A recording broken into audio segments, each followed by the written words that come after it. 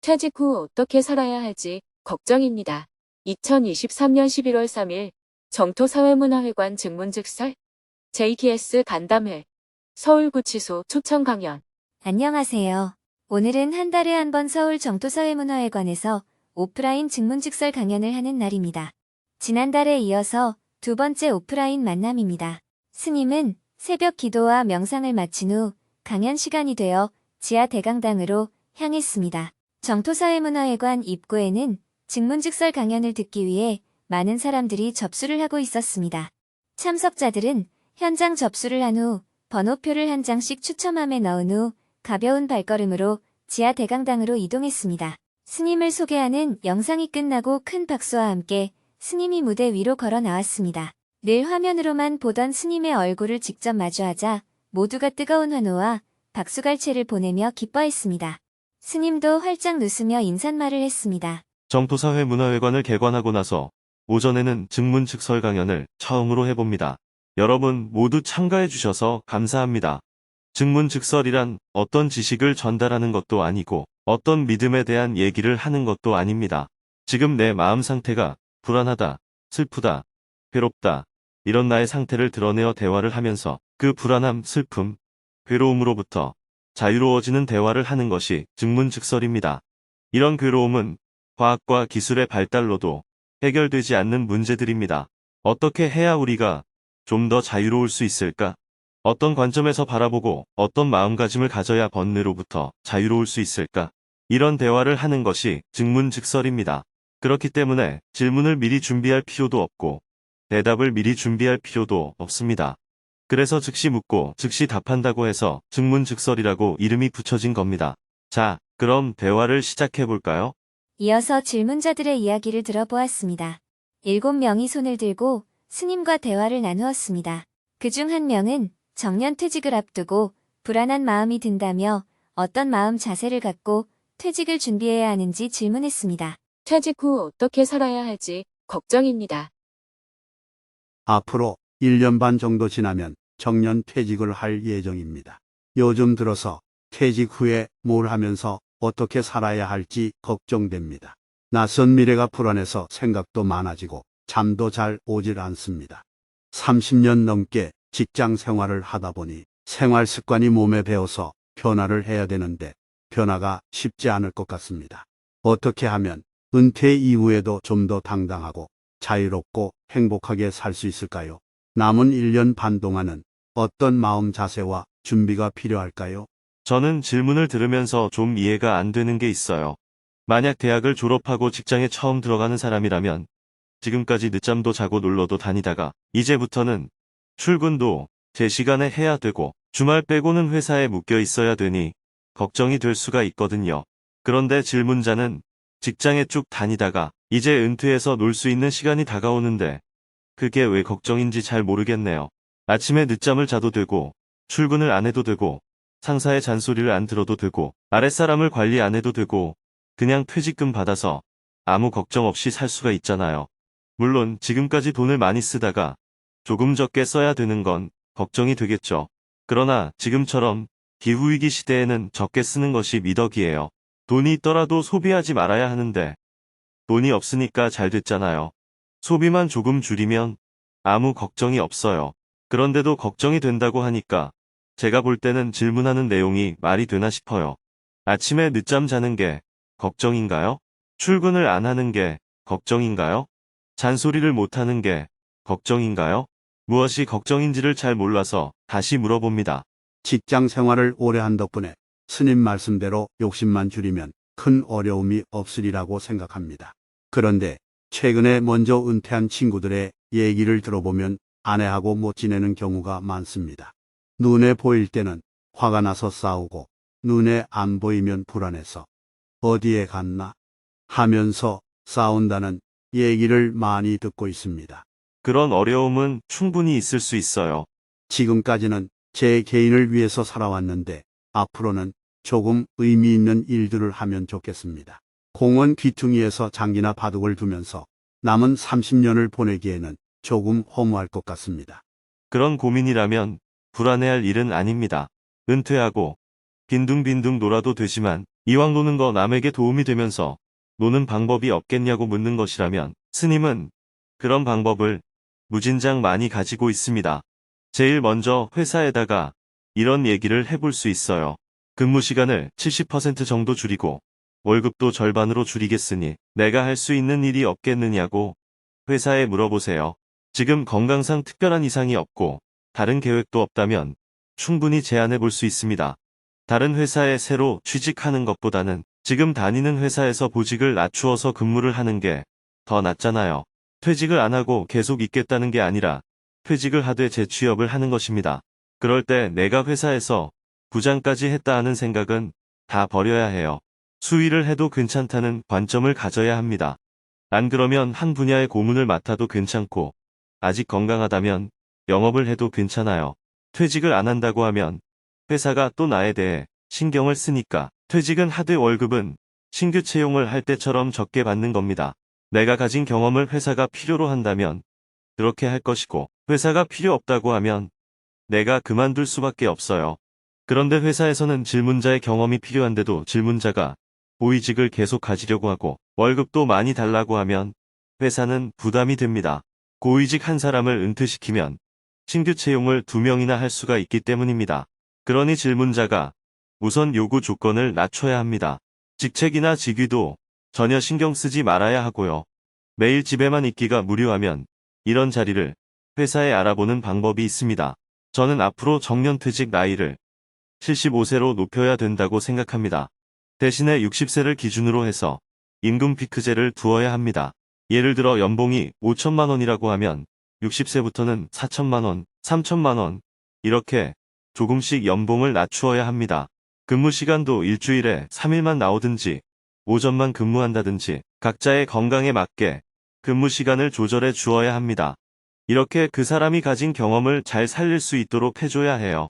수많은 퇴직자들이 길거리에서 휴지를 줍는 이런 일들을 하면 자기가 쌓은 경험을 활용하지 못하잖아요. 그러나 정년퇴직 나이를 높이고 임금 피크제를 도입하면 훨씬 더 많은 문제를 풀 수 있지 않을까 생각합니다. 지금은 그런 제도가 마련되어 있지 않으니까 질문자가 먼저 회사에 제안을 해보세요. 1년 반 동안 회사에 있으면서 그런 일이 자회사에 있는지도 알아보세요. 그러려면 질문자가 겸손해져야 합니다. 옛날에 한 가닥 했다고 고집하면 사람들이 다 싫어해요. 요즘은 부모도 다 큰 자식한테 뭐라고 하면 다 싫어하거든요. 요즘은 싫다고 말도 안 해요. 그냥 집을 나가버립니다. 부부도 서로가 싫어지면 말을 안 해요. 옛날 사람들은 싸우기라도 했는데 요즘은 안 싸웁니다. 어느 날 보따리 싸서 나가버려요. 싸우는 것도 귀찮다고 생각하는 겁니다. 집안 문제는 크게 걱정을 안 해도 됩니다. 만약 회사를 퇴직하게 되면 새로운 직장을 구하지 말고 내 집에 취업을 하는 거예요. 퇴직하는 날 부인한테 이렇게 말하는 겁니다. 여보, 그동안 수고했어.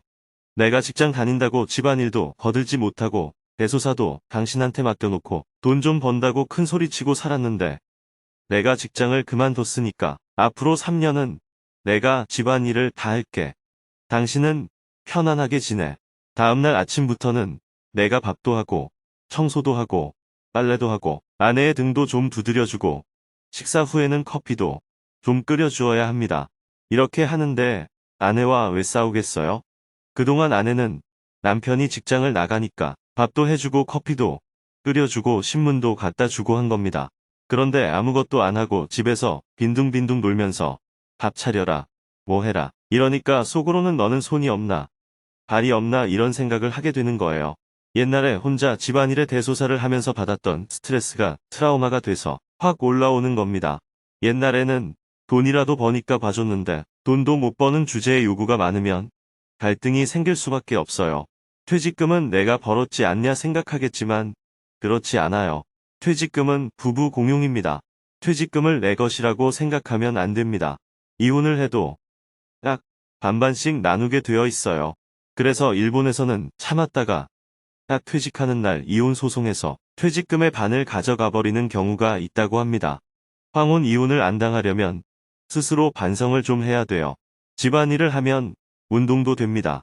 그렇게 집에서 일을 거들면서 부인이 여행을 가자고 하면 여행도 가고 그렇게 살면 돼요. 그렇다고 돈을 낭비할 필요는 없습니다. 아껴 쓰되 집안일을 좀 도맡아 주면 아무 문제가 없습니다. 3년 정도는 이렇게 해야 아내 한이 풀어지고 마음이 다시 신혼처럼 돼요. 신체 구조상 나이가 70이 넘으면 남자는 병들기가 쉽습니다. 여자가 평균적으로 오래 살기 때문에 남자의 병시중을 여자가 해야 할 가능성이 높거든요. 건강할 때 이런 투자를 안 해놓으면 진짜 늙었을 때 천덕꾸러기 신세가 되는 거예요. 이런 투자를 좀 해놓으면 늙어서 질문자가 병이 나도 덜 미안합니다. 그러니 우선 집안일부터 하세요.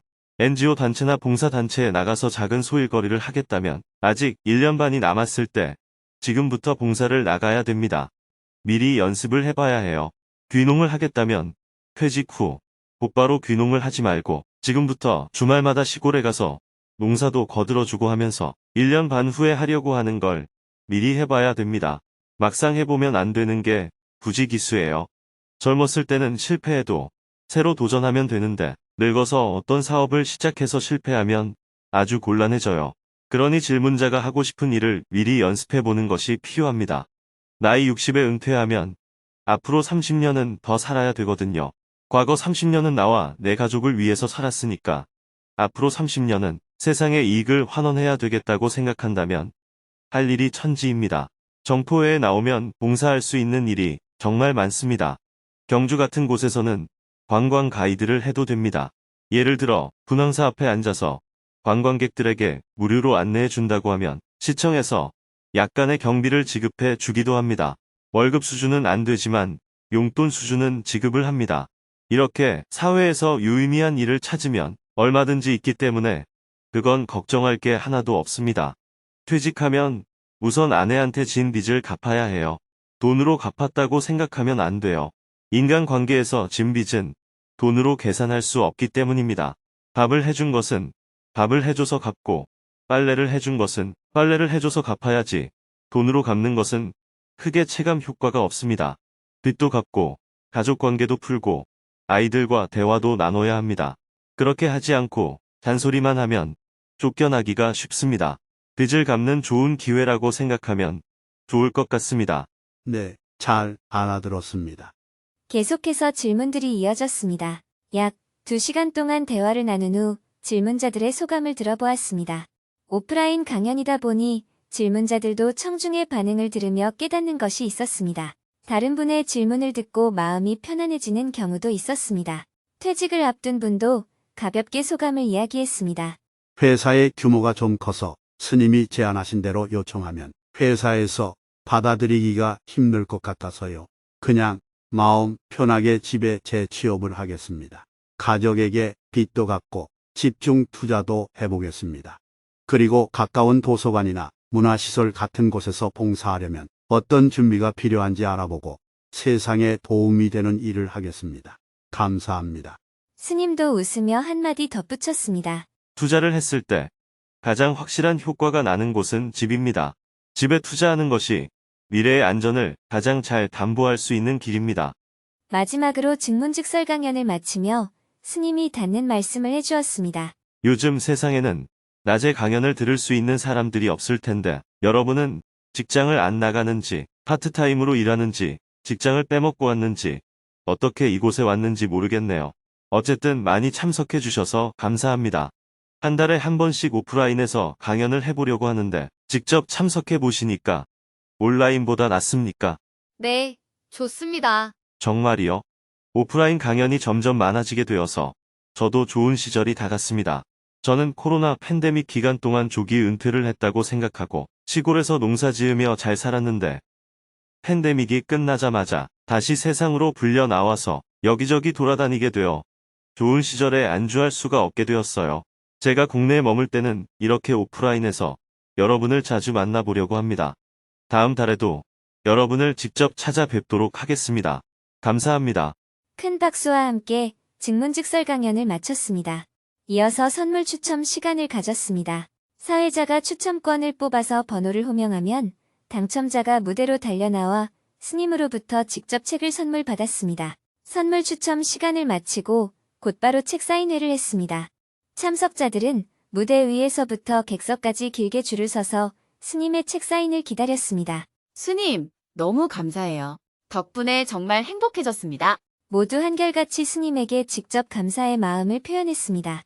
사인을 받고자 하는 사람들이 너무 많아서 시간이 계속 지연이 되었습니다. 스님의 다음 일정에 차질이 생길 상황이 되어 급기야 양해를 구했습니다. 죄송합니다. 사인을 못 받은 분들은 저녁에 강연을 들으러 또 오세요.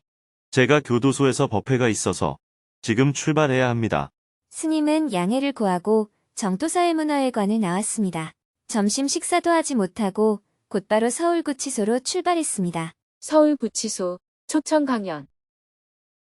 차는 30분 만에 서울구치소에 도착했습니다. 서울구치소 교정위원 선타스님과 과장님이 마중을 나오셨습니다. 바쁘신데도 이렇게 와주셔서 고맙습니다. 강연을 하기 전에 청사에서 구치소 소장, 부소장님을 비롯한 직원들과 차담을 했습니다. 법륜 스님은 우리 대한민국의 제일 핫한 스님이신데 이렇게 와주셔서 영광입니다. 면회는 와봤지만 법문은 처음이네요. 초청해 주셔서 고맙습니다. 이곳에 몇 명이나 살고 있습니까? 3,500명 정도 살고 있습니다. 마약 관련 수용자들이 점점 늘어나는 추세입니다. 저도 한국이 이제 마약 청정국이 아니라는 소식을 뉴스에서 보았습니다. 참, 점심 식사는 하셨어요? 못하고 왔습니다. 오전에 강연이 있었는데 30분 늦게 끝나서 바로 왔습니다. 아이고, 저희가 얼른 식사를 준비하겠습니다. 아닙니다. 70일 동안 단식도 했는데 한 끼 굶는 게 무슨 대수라고요. 1시 30분이 되어 기념사진을 찍고 청산의 강당으로 이동했습니다. 큰 박수를 받으며 스님이 무대 위로 올라갔습니다. 스님은 30년 전 구치소에서 살게 된 경험을 이야기하며 대화를 시작했습니다. 여러분들 만나서 반갑습니다. 얼마 전에도 제가 이곳에 면회를 하러 왔었거든요. 그런데 여러분과 직접 만나서 대화를 하기는 처음이네요. 오늘 제가 특별히 여러분께 해줄 얘기가 있는 것은 아닙니다. 여러분이 살아가면서 겪는 어려움, 고통, 의문이 있다면 친구에게 말하듯이 편안하게 대화하면 되겠습니다. 대화를 하다가 자신의 의문이 풀리거나 그 고뇌가 해결이 되면 이것을 법문이라고 합니다. 그러나 고민이 해결되지 않으면 그냥 잡담에 불과한 것이 됩니다. 법문이 따로 있는 게 아니라 우리의 고뇌가 해결이 되면 그것이 무슨 대화든 법문이 됩니다. 아무리 고상한 대화도 우리의 고뇌가 해결되지 않으면 잡담에 불과한 것이 됩니다. 그러니 여러분도 너무 어려운 질문을 하려고 하지 말고 자기 마음속에 있는 고민에 대해 대화를 해봤으면 좋겠습니다. 저도 한 40년 전에 구치소에 살게 된 적이 있습니다. 1983년에 집시법 위반으로 서대문 구치소에 들어가게 되었어요.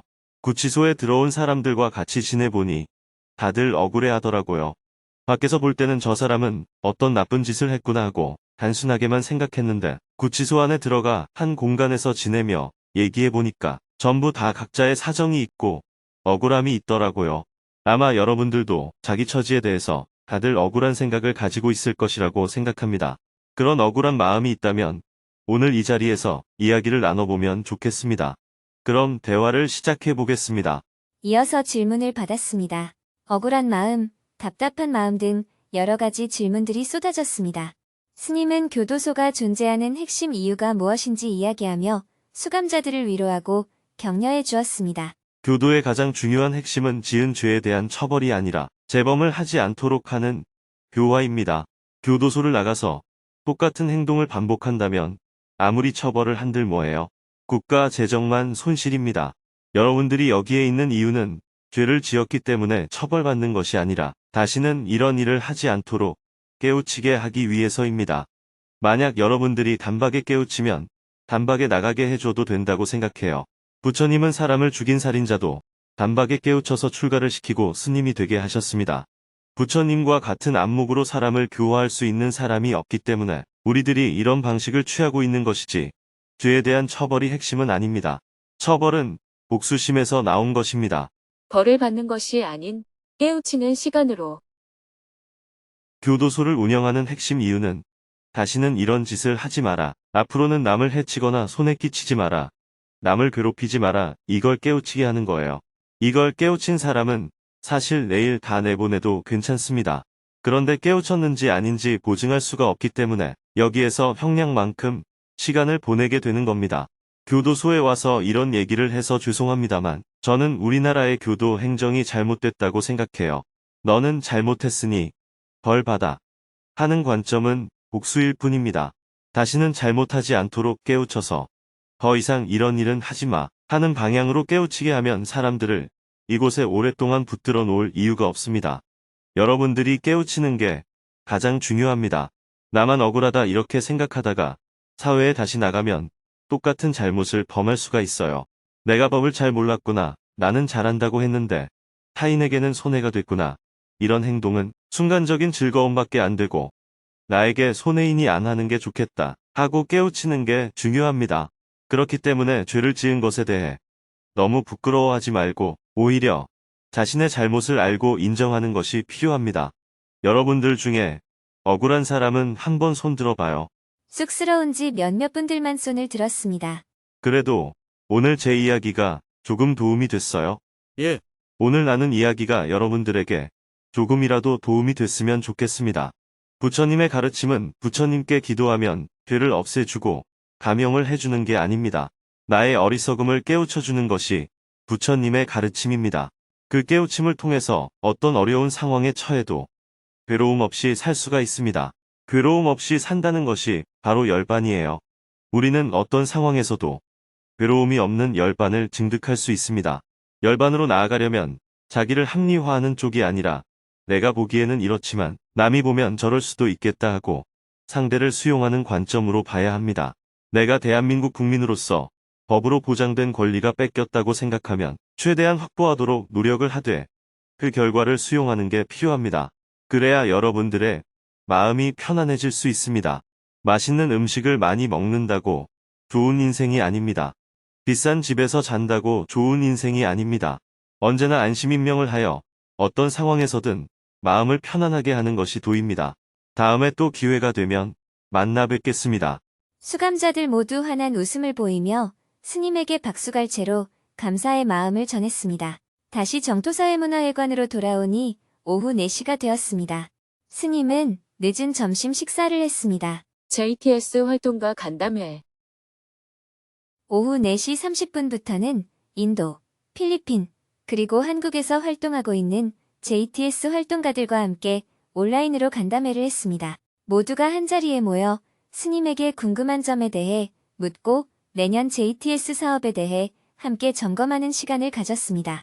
한국에 거주하는 스리랑카 노동자들이 주축이 되어 진행되고 있는 스리랑카 구호 사업, 태국 국경변의 미얀마 난민들을 돕는 사업, 필리핀 민다나오 사업, 인도 수자타 아카데미 교육 사업, 인도 아쌈 지역의 소수민족 지원 사업, 상카시아 단마센터 건축 등 현재 진행되고 있는 사업들을 어떻게 발전시켜 나갈 수 있을지 많은 질문이 있었습니다. 스님은 질문 하나하나에 대해 JTS의 원칙과 방향을 알려주었습니다.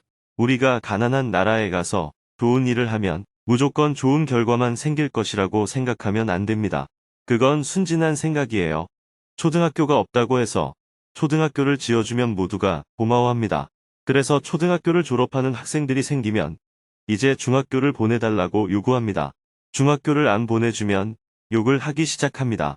그래서 고등학교를 보내주면 대학을 보내달라고 요구하고 대학을 안 보내주면 욕을 하는 정도가 아니라 해코지를 합니다.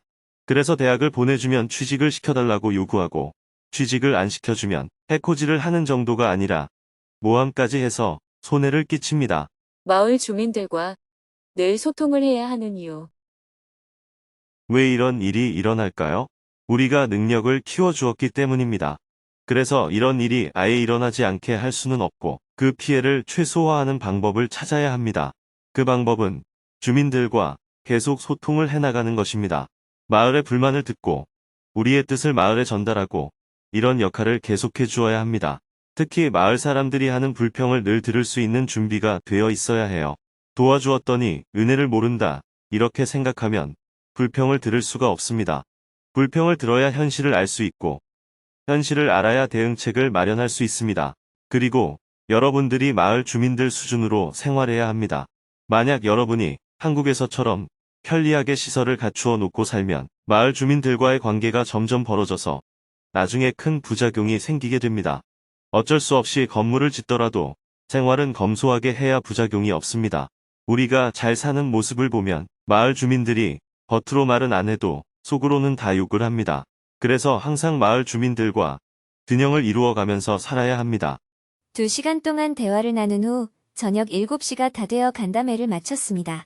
해가 저물고 저녁 7시 30분부터는 저녁 시간대 시청자들을 위한 금요 직문직설 강연이 정토사회문화회관 지하 대강당에서 열렸습니다. 400석의 자리에 사람들이 가득 찬 가운데 생방송을 시작했습니다. 유튜브 스트리밍으로 7,200여 명이 생방송에 접속했습니다. 지난 주말에 스님이 청년들과 함께 경주 역사기행을 다녀온 모습을 영상으로 함께 본 후 스님이 무대 위로 걸어 나왔습니다. 객석이 가득 찬 모습을 보고 스님은 다들 어디에서 온 분들인지 확인을 했습니다. 서울 시내에 살지 않고 지방에서 오신 분이 있으면 손 들어보세요. 꽤 많은 분들이 손을 들었습니다. 스님이 웃으며 말했습니다. 차비가 많이 들 텐데 돈이 남아돌아요? 뭐 때문에 이 먼 곳까지 왔어요? 이게 경상도식 인사입니다. 멀리서 온 분에 대한 반가운 마음을 경상도에서는 이렇게 표현합니다. 어느 분이 선물을 사오면 정말 감사합니다라고 하지 않고 아이고 돈도 샜다라고 표현합니다. 이런 표현도 경상도식 고맙다는 인사말입니다. 경상도에서는 이렇게 역설적 표현을 많이 씁니다. 저도 여러분께 역설적 표현으로 인사를 드리겠습니다. 저녁 먹고 할 일도 없나? 여기 왜 왔어요? 스님의 경상도식 표현에 모두가 웃음을 터뜨리며 가볍게 대화를 시작했습니다. 저녁에는 8명이 사전에 질문을 신청하고 스님과 대화를 나누었습니다. 그중 한 명은 13살 연하의 남자와 1년 동안 만났는데 미래도 계속 함께하고 싶은 욕심이 생긴다며 어떻게 마음을 다스려야 할지 조언을 구했습니다. 13살 연하의 남자친구와 계속 만나고 싶은 욕심이 생겨요. 저는 지금 연애 중인데요. 13살 연하 남자친구가 있어요. 스님은 결혼을 안 하셨는데 이런 질문을 드려 죄송합니다. 미안해하지 않으셔도 돼요. 도무지 부럽지가 않습니다. 다행입니다. 남자친구를 1년 정도 만났는데 사람이 너무 괜찮아서 계속 만나고 싶고 미래도 함께 하고 싶은 마음이 올라옵니다. 처음 만날 때는 남자친구가 소개팅을 하거나 다른 여자친구가 생기면 제가 그냥 양보하기로 하고 시작했습니다. 그때는 정말 양보할 수 있을 것 같더라고요. 그런데 그 사람이 너무 괜찮다 보니 놓치고 싶지 않은 욕심이 생깁니다. 이 욕심을 어떻게 관리해야 될까요? 지금은 둘 다 진심으로 서로를 좋아하고 있습니다. 연령 차이로 인해 생기는 문제는 남자가 나이가 많고 여자가 나이가 적든 여자가 나이가 많고 남자가 나이가 적든 다 똑같아요. 트럼프 전 대통령과 그의 부인은 나이 차이가 24살입니다. 마크롱 대통령과 그의 부인도 나이 차이가 25살입니다. 그런데 마크롱은 부인이 연상입니다. 질문자처럼 13살도 아니고 25살이나 많아요. 그러나 아무도 트럼프와 그의 부인의 연령 차이에 대해서는 문제 제기를 안 하는데 유독 마크롱 부부에 대해서는 많은 사람들이 뭔가 이상하다고 문제 제기를 합니다. 게다가 마크롱은 고등학교 친구의 어머니를 좋아해서 부부를 이혼시킨 후 결혼을 했거든요. 그러니 13살 차이는 그들에 비하면 아무것도 아니에요. 하지만 마크롱이 부인한테 아이를 요구하지는 않습니다. 대통령쯤 됐으면 두 사람 사이의 정이 멀어질 때가 되었다 싶은데도 부인이 영부인 노릇을 아주 잘하고 있어요. 마크롱 대통령이 나이가 젊은데도 나라의 수장 역할을 잘하고 있는 것을 보면 나이가 많고 경험이 많은 부인이 보이지 않는 곳에서 많이 도와주고 있다는 걸 알 수 있습니다.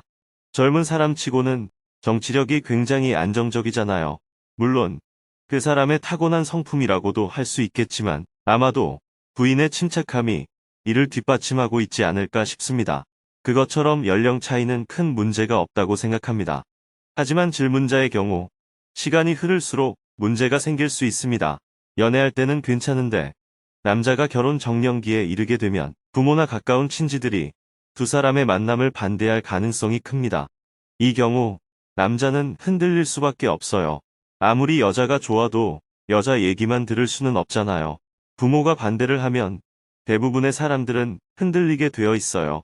그러면 질문자는 섭섭한 마음에 남자친구에게 문제를 제기하게 되고 그러다 보면 갈등이 생기겠지요. 남자친구나 그의 가족이 아이를 원할 경우 두 사람만 생각하면 아이를 입양해도 되는데 혹시라도 질문자가 아이를 가질 수 없는 나이라면 여기서 또 갈등의 소지가 생깁니다. 연애할 때는 나이 차이가 있어도 상관이 없지만 결혼할 때는 반드시 나이에 많고 적음을 보편적으로 따지게 됩니다. 이런 이유로 두 사람이 헤어질 가능성도 충분히 있다고 봅니다. 이럴 때 질문자는 처음 두 사람이 만나서 약속했던 것처럼 헤어지는 것에 대해 아쉬워하거나 배신감을 느끼면 안 됩니다. 그동안 만나서 참 즐거웠습니다. 감사합니다. 안녕히 가세요. 이렇게 말할 수 있는 자세를 가져야 합니다. 앞으로 헤어질 가능성이 높으니까 지금 헤어지라고 말하는 것이 아니에요. 그냥 만날 수 있을 때까지 만나면 됩니다. 이미 처음부터 연애는 가능하지만 오래가기 어렵고 결혼은 가능성이 낮다는 사실을 알고 관계를 시작했잖아요. 그런데 만나다 보니 사람이 괜찮아서 자꾸 욕심이 나는 것인데 욕심을 내게 되면 나중에 고통이 따를 위험이 큽니다. 좋아하는 사람을 미워하고 원망할 가능성도 있고요. 그렇게 되면 내 인생에 있어서 큰 고통이 생기겠죠. 그러니 좋은 사람하고 연애를 해봐서 참 좋았다 하고 언제든 욕심을 내려놓을 수 있어야 합니다. 연애와 결혼은 서로가 좋아서 해야지 혼자서 일방적으로 할 수 있는 게 아니잖아요. 내가 그 사람을 좋아하는 건 내 마음이고 그 사람이 나하고 함께 못할 사정이 있다면 그건 그 사람의 선택이기 때문에 내 의견을 말하는 것은 좋지만 결론은 그 사람이 선택하는 것을 받아들여야 합니다. 그런 관점을 갖고 만나다 보면 끝까지 갈 수도 있고 또 어떤 이유로 인해 만남을 그만두어야 할 수도 있는 것입니다. 이렇게 가볍게 생각하시고 만남을 유지하면 좋을 것 같아요. 헤어지고 싶지 않다는 생각에 집착하게 되면 지금 좋은 것이 나중에 큰 괴로움을 가져올 수 있습니다. 그러니 미련을 내려놓으시면 좋겠습니다. 말씀은 맞는 것 같은데요. 마음이 잘 안 내려놓아져요. 나중을 생각하면 슬프고요. 인간이 많아야 100살을 사는데 언젠가는 죽는다 이렇게 생각하면 슬퍼서 어떻게 살아요? 나이가 들면 늙는다는 사실을 걱정하면 지금 어떻게 살 수가 있겠어요? 우리의 삶은 지금 여기에 존재하는 것입니다. 어느 누구도 내일 교통사고가 나서 죽을지, 올해 암에 걸려서 죽을지 알 수가 없어요. 그것처럼 두 사람이 헤어지기 전에 질문자가 먼저 죽을지, 남자친구가 교통사고가 나서 먼저 죽을지, 지금은 알 수가 없습니다. 지금 알 수가 없는 사실을 미리 생각해서 슬퍼하는 것은 어리석은 행위입니다. 지금 좋음에 만족해야 합니다. 앞으로 같이 살게 되면 기꺼이 같이 살고 헤어지게 되면 기꺼이 헤어지면 됩니다. 너를 사랑하기 때문에 너의 뜻을 기꺼이 받아들이겠다. 이런 마음을 가지고 있으면 불안할 일이 전혀 없습니다. 네. 감사합니다. 마음을 내려놓기가 쉽지 않다는 것은 충분히 이해합니다. 하지만 그런 말을 하는 것은 괴로울 징조를 내포하고 있어요. 그런 마음을 갖고 있으면 나중에 고통이 뒤따르게 됩니다. 부처님 법이 아닌 길을 가면 고통은 필연적입니다. 지금 여기에 만족해서 최선을 다해 사시면 좋겠습니다. 스님이 말씀해주신 대로 얼마가 되든 만나는 날까지 최선을 다해 열심히 살겠습니다. 감사합니다. 계속해서 질문이 이어졌습니다. 청중의 웃음소리와 박수 소리가 분위기를 더욱 훈훈하게 달구었습니다. 밤 9시가 넘었지만 한 명의 추가 질문을 더 받았습니다. 강연을 마치고 청중석에서 오늘 참가한 소감을 들어보았습니다. 한 분이 손을 번쩍 들고 오프라인 강연에 참석해본 소감을 이야기했습니다. 저는 남편에게 숙이는 마음을 갖는 것이 과제인데요. 한 달 전에 강연장에 처음 와봤습니다. 100명 정도의 자원봉사자가 있다는 사실을 처음 알게 되었어요. 이분들은 무슨 이유로 환하게 웃는 얼굴로 나를 반겨줄까? 스님은 어떤 마음으로 살인적인 스케줄로 다니실까? 이런 생각이 들면서 내가 내 남편에게 숙이는 것 정도는 충분히 할 수 있겠다는 자신감이 생겼어요. 그래서 남편에게 제가 잘못했습니다 하고 사과했고 갈등도 잘 풀렸습니다. 이런 자리를 마련해준 스님과 봉사자들에게 정말 감사드립니다. 스님의 법문뿐만 아니라 청중들과 봉사자들의 만남을 통해서도 훈훈한 감동이 전해지고 있었습니다. 곧바로 무대 위에서 책 사인회를 가졌습니다. 많은 사람들이 스님의 사인을 받기 위해 길게 줄을 섰습니다. 스님은 사인을 하며 한 분 한 분과 눈을 맞추며 인사를 나누었습니다. 청중들이 강연장을 모두 빠져나가고 오늘 2번의 강연을 준비한 강원 경기동부지부의 봉사자들이 모두 무대 위로 올라와 스님과 함께 기념사진을 찍었습니다. 수고했어요. 스님은 오전과 저녁에 2번 연속 강연을 하느라 하루 종일 수고가 많았던 봉사자들을 격려해 주었습니다. 오늘은 많은 시민들이 정토사회문화회관을 찾은 날이었습니다. 내일은 영어 정토불교대학 코스 1을 공부하고 있는 외국인들과 직문직설 생방송을 한 후 정토경전대학 학생들과 직문직설 생방송을 할 예정입니다.